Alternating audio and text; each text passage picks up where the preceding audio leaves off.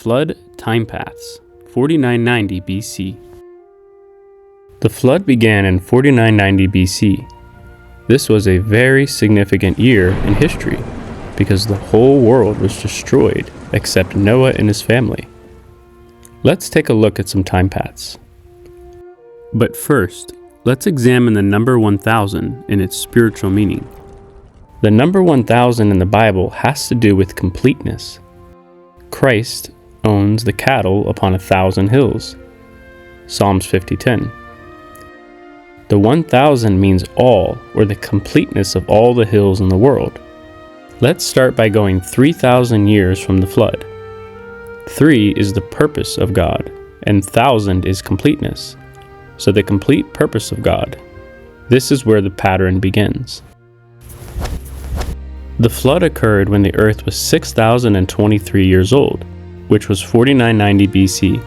Keep this in the back of your mind.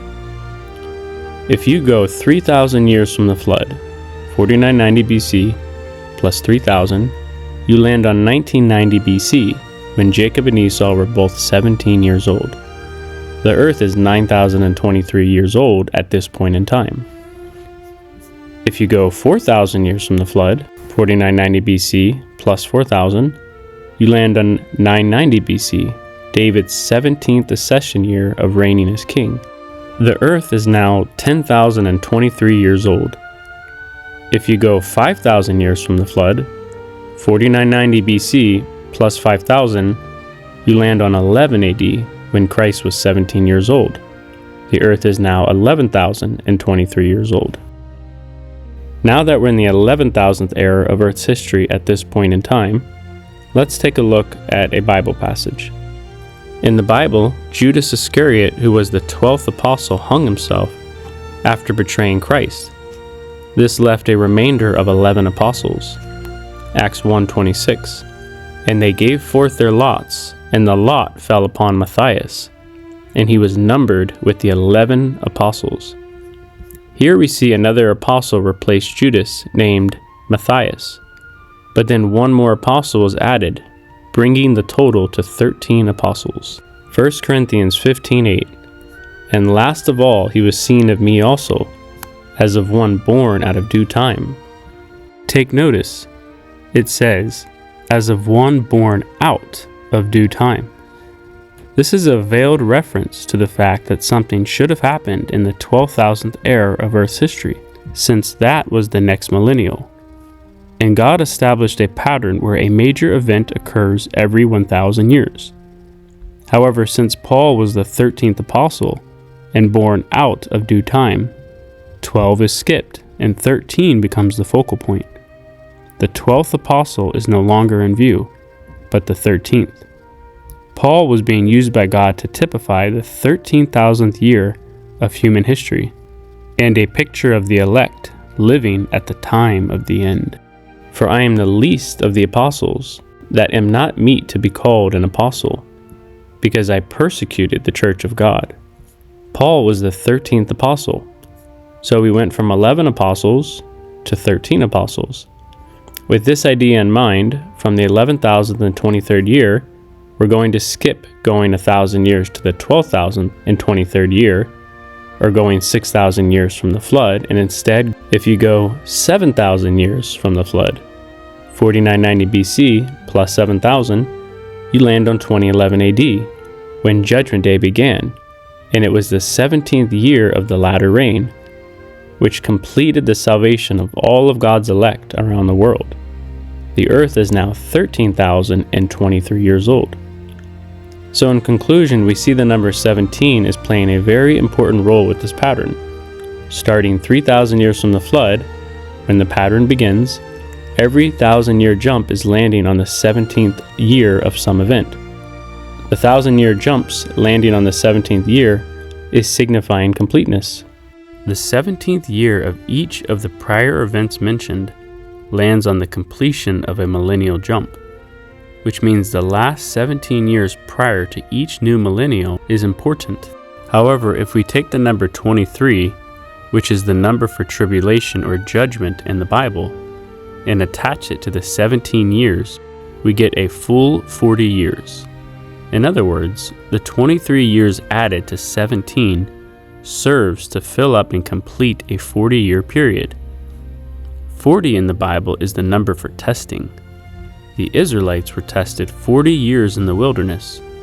Jesus was tempted for 40 days. God used Jonah to give a 40-day warning to Nineveh. These are just some of many examples. 17 and 23 can serve as dividing points in a 40-year period. Therefore, we can see a very definite number pattern that God has established in the Bible. Okay, let's look at it this way. If we go 2,983 years from the flood, this lands on Jacob's birth in 2007 BC. Add the 17 years to reach the millennial mark of 3,000 years, when Jacob and Esau turned 17 in 1990 BC, then attach the 23 years to fill up the 40 years, and we land on 1967 BC, when they both turned 40 years old. Esau is a picture of the unsaved. He fails the test by marrying strange wives. Likewise, if we do the same with 3,983 years from the flood, this lands on David's first year of reigning as king in 1007 BC. Add the 17 years to reach the millennial mark of 4,000 years from the flood, David's 17th year reigning as king in 990 BC, then attach the 23 years to fill up the 40 years of his total reign, and we land on 967 BC, when David completes his 40-year reign as king and dies, and also when Solomon lays the foundation of the temple. Likewise, if we do the same with 4,983 years from the flood, this lands on Christ's birth in 7 BC, add the 17 years to reach the millennial mark of 5,000 years from the flood, Christ is 17 years old in 11 AD, then attach the 23 inclusive years, 22 actual, to fill up the 40 years, and we land on 33 AD, when Christ dies on the cross and resurrects along with many bodies of the saints that slept. We skip the pattern for the 12,000th era. Finally, if we do the same with 6,983 years from the flood, this lands on 1994 AD, the beginning of the latter rain period, when judgment officially begins on all churches worldwide. Add the 17 years of the latter rain to reach the millennial mark of 7,000 years from the flood.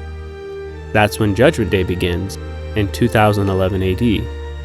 Then attach the 23 inclusive years, 22 actual, to fill up the 40 years, and we land on 2033 AD, the end of Judgment Day, the resurrection and rapture of the elect, and the complete end of this world. You'll also notice the following. If we attach 4,000 calendar years to 1967 BC, it lands on 2033. Esau failed the test by marrying strange wives. Unsaved mankind fails the test exactly 4,000 years later.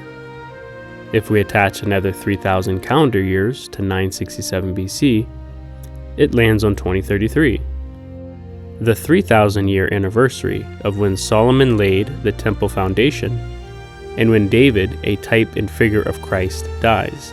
If we attach another 2,000 years to 33 AD, it lands on 2033, the 2,000-year anniversary of when Christ dies and resurrects.